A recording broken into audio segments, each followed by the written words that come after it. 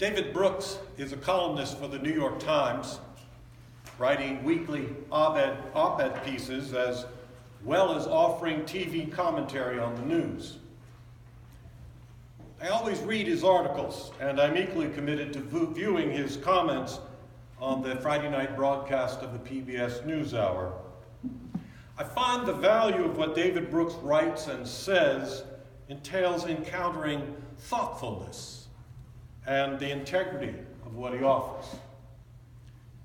In particular, the things that matter so much to me is his ability to step back from the immediate moment to offer a considered perspective.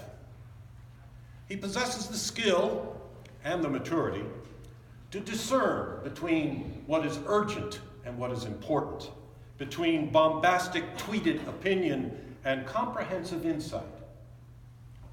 A good example of his gifts was on display this past Tuesday when he published an op-ed piece entitled, "What Romantic Regime Are You In?" Catchy, huh? The gist of the article had to do with what it takes for people to be happy and what role the place of relationship plays in the prospect for contentment. Brooks notes two ways to regard relationships.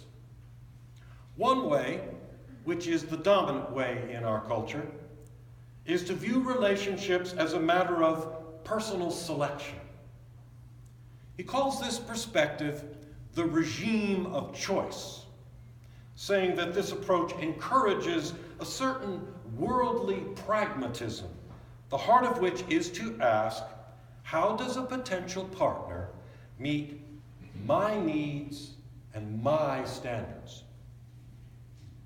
Whether we're looking for a lover or a friend, the regime of choice is motivated by how many of my personal characters and categories you meet. I think another description for this perspective can be labeled as designer relationships, with each person viewing themselves as the designer. For the most part, this is the perspective that operates in our culture where, for instance, the dating market consists of true marketing. You can see this at work on the popular television show, The Bachelorette. The essential operating principle on this stage is, what does it take to get the red rose? Moreover, what does it cost you to get it from me? Yet the unspoken reality concerning this regime of choice is that rather than producing happiness, it has tragically spawned social fragmentation. Our culture, being so focused on so much individualism, defines our lives centrifugally. This is to say that we get spun outward in our personal distinctions to the extent that ultimately we are so separate that you do not matter because you are not me. Consequently, the trajectory of our choosing leads us to view ourselves as the source of our own standards. In direct contrast to this regime of choice, Brooks names an alternative perspective on relationship, calling it the regime of covenant. Its outlook assumes that there is a significant difference between the way we choose a toaster oven from the way we choose our friends, spouses, colleagues, and partners. As an indication that relationships entail more than simply meeting an individual's expectations or standards is evident in that relationship people find themselves involved in something much bigger than they have chosen. Again, Brooks points out that being together involves existing in currents that transcend our influence. Like the wind, swirling forces often blow us in ways that are not only beyond our capabilities to contain, but also at times even to understand. In the face of life's swirling realities, Brooks suggests the idea of the regime of covenant, saying that while making a pledge to another person doesn't end the swirling, it does mean you'll ride it out together. And that connection, that covenant, makes all the difference to one's experience of life and to the reality of trying to be happy. And this type of relationship, based upon covenant, is at work in this morning's Old Testament lesson. In our Old Testament lesson for this day, we encounter one of the seminal stories of the Bible. If you wish to make sense of what the Bible is, what it says, and what it's for, then it is imperative that you understand that the Bible holds 5 major overarching themes. Now, I'm going to tell you what these themes are, but first keep what I'm about to tell you in mind, so that when you appear on Jeopardy, you can tithe your winnings to St. Philip's. How am I doing, Warden? Yeah. Here goes. 5 mega stories of the Bible are creation, covenant, exodus, exile, return. Everything that one can find in Scripture falls under these 5 living narratives. In last week's Old Testament lesson, we encountered a portion of the first essential biblical story, creation. Today we encounter the second indispensable piece of the God story, covenant.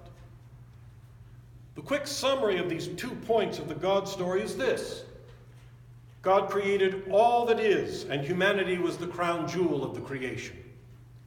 Adam and Eve, the prototype of humanity, were made in God's own image, which created their life's purpose to be God's partners.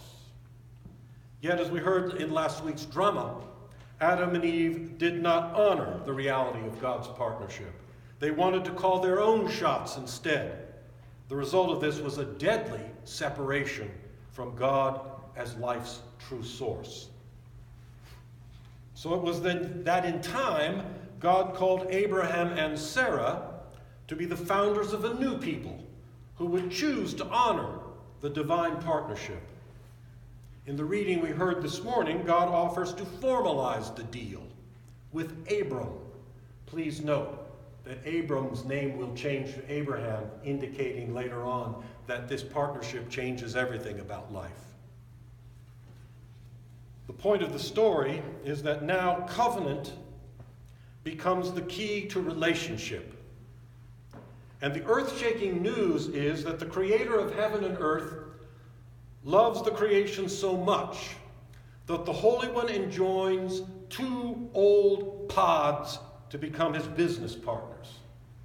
Such a deal. In the swirling reality of being childless, and even being beyond the feasibility of playing shuffleboard in Mar-a-Lago, Abram and Sarai take God up on the deal.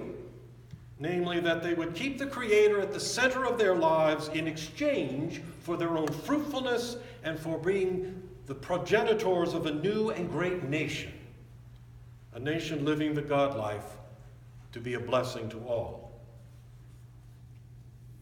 David Brooks' remarks describe precisely what Abram and Sarai do in this morning's story. What is telling about this covenant relationship and what it stands for is in stark contrast to the relationship via individualism. That is, covenant people, in Brooks's words, are we conscious. Covenant people hold a personal calculus that stipulates that the relationship comes first, the partner comes second, the individual comes third. The telling and distinguishing point of this approach is that covenant only works if each partner commits to reciprocity. This means that as a priority, both partners are committed to honoring what is between them. For what is between covenant partners is what is meant to be between us all, and what is meant to be between us all is God.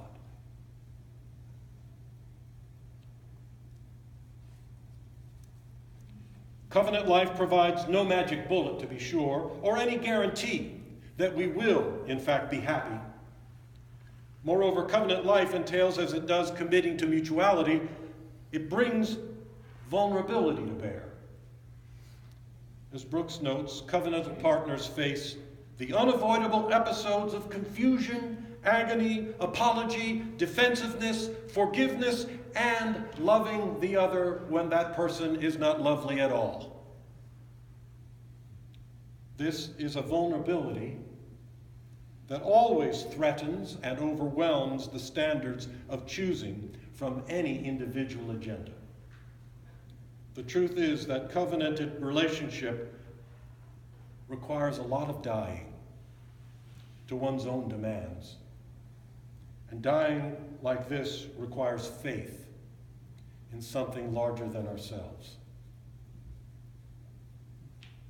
If you read the full story of Abraham and Sarah, you will note how many times these prototypical covenantal models fail in honoring the God that is between them. But this is not the essential point of the covenant story, nor is it the point for us, who are partnered with God through our baptisms in Christ. While the biblical story carries 5 big dynamic stories, the main story, the fundamental story, is encapsulated in the famous words of today's gospel from John. They are, "For God so loved the world." And this truth is what animates the 5 big stories and all the smaller stories there within, and certainly including our own personal story. We are in the throes of a time in which certain public personalities behave as if they are the standards by which life is gauged. As a result, should we be surprised at how the architecture of our common life trembles with seismic fear and uncertainty? Yet people of mature faith know what Abraham and Sarah know, that if we desire life and some healthy form of contentment, we need to pay attention to what is between us, remembering that what is between us is not only larger than ourselves and our individual agendas. What is between us is also meant to be of God.